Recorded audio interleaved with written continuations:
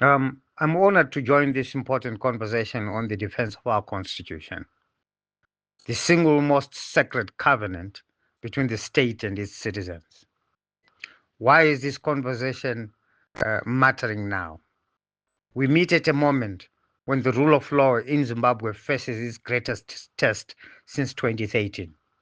The ruling party has now made official its intention to extend the president's term to 2030, a move that openly violates the spirit and the letter of the constitution that the people themselves adopted in 2013.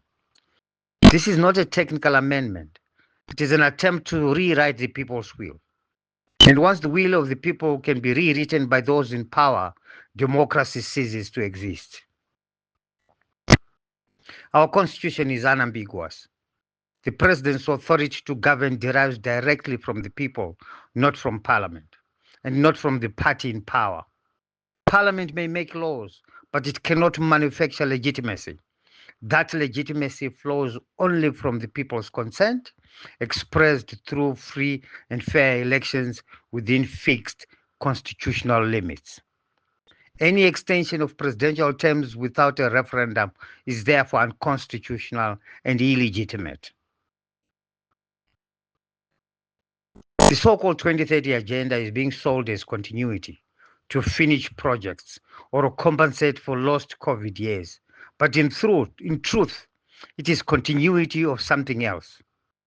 It is continuity of unaccountability, continuity of corruption, continuity of power without consent.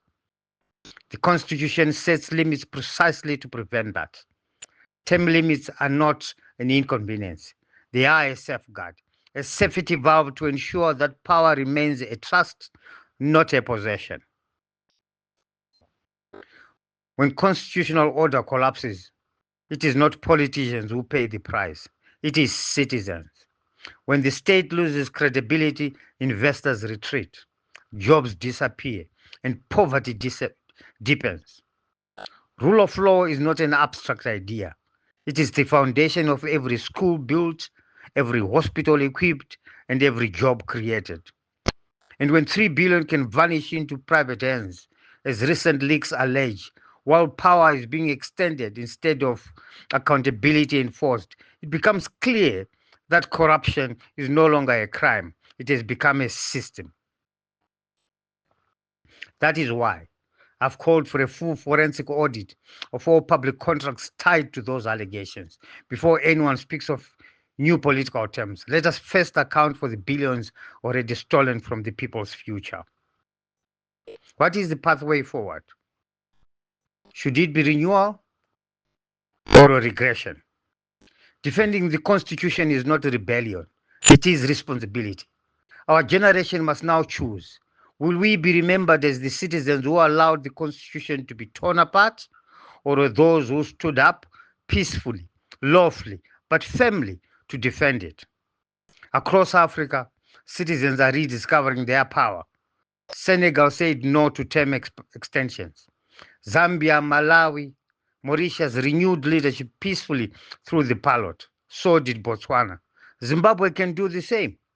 We must move from fear to faith, faith in institutions, faith in citizens, and faith in the rule of law. In closing, moderator, in the end, this is not about personalities, it is about principle. Power must never outlive its purpose, and constitutions must never be written for convenience. Let us defend our constitution not because it is perfect, but because it is ours.